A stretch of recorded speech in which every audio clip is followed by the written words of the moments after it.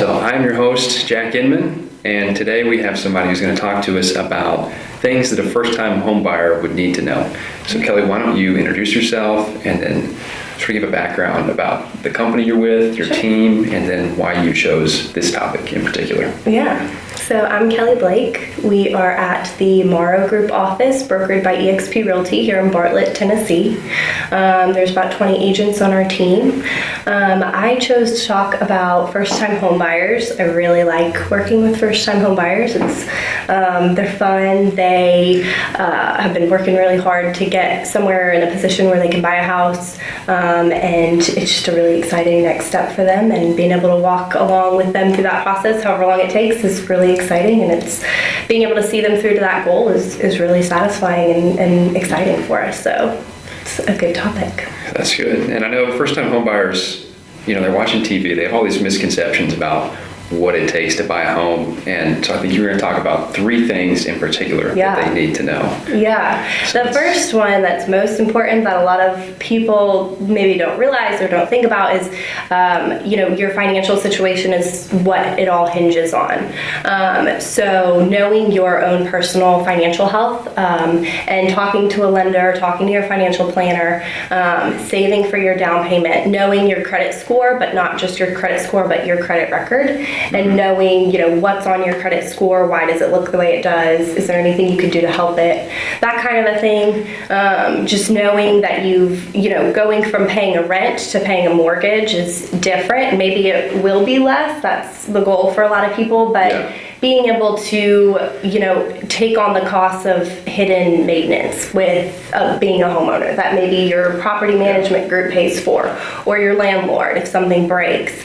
Now it's all on you, and just having that money in your savings account or wherever that you can pay to fix things when they break is big, and just being able to set yourself up to buy the house that you want and that you are or have your sights set on is big. I think on average they say it takes Americans right now like 6.5 years to save for a down payment. Really? Which is a lot, and so that's one reason what makes it so exciting to help them buy their house, but also it's a big financial step that they got to be prepared for. So, sitting down and looking at all their finances before they start that process is huge. Yeah. And so when you're talking about saving for repairs and stuff, you're looking beyond the sale, right? And you're worried or, concerned about their future after the sale.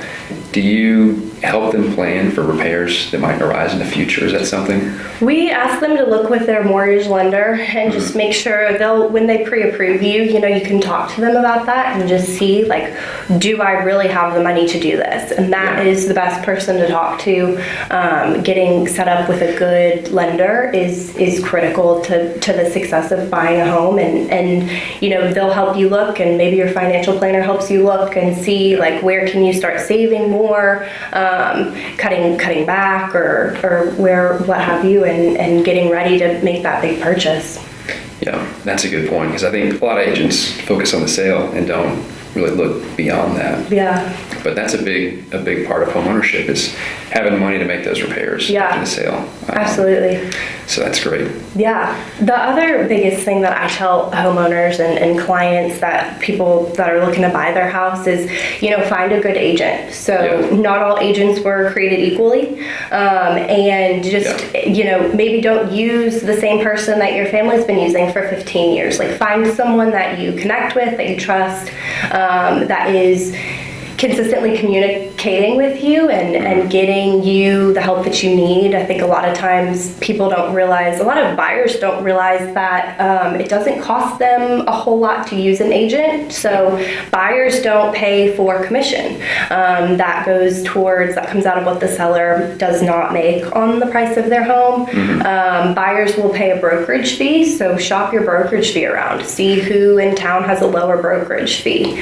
But it doesn't cost you you money to use an agent, but that doesn't mean they shouldn't be working hard for you. So they should be picking up the phone when you call them. If you've got questions, they should be happy to answer them. And I know with a lot of first-time home buyers, I'll answer a question for them, and then I'm like, do you have 4 more now? Like, did that just uncover something that you now need more information on? And so it's a scary process, but that's why having a good agent in your corner is important, so that it seems more fun than stressful.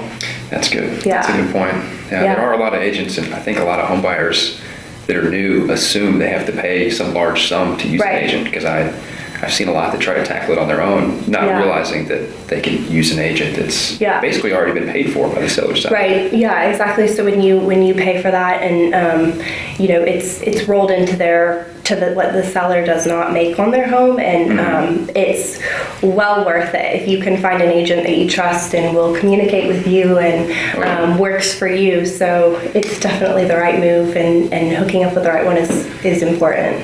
Yes, absolutely. So those are your first 2 points. Yeah. What's your last one? Yeah, my last one is finding the right mortgage lender. So it kind of ties into finding the right real estate agent. And if you have no idea where to begin on finding a good lender, hopefully if you get connected with a good agent, they can refer you to some people.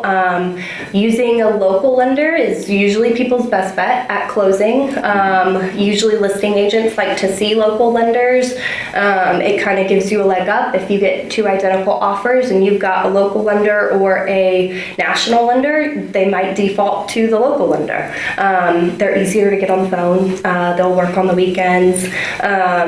Little things, just little tweaks in their business model versus the national people is helpful. But getting connected with a good lender is important. They'll walk through all the different types of loans, try to get you the best rate. I always tell my clients to, I'll give you a list of several people, but shop your mortgage around. See if someone can get you a better rate. See how cheap can you do it for. Even if your finances are perfect, you'd like to save some money here and there. So absolutely, it's important. Yeah. That's a good point. I had no idea that local lenders were favored over national lenders. That's something that's new to me, but you bring out a good point that you can reach them on the weekends, and they know the market better than national brokers. Yeah, having someone here in town that might know other people can be helpful. Yeah, absolutely. Yeah. Well, this was great, and those are 3 tips that I think any home buyer should know going into the process.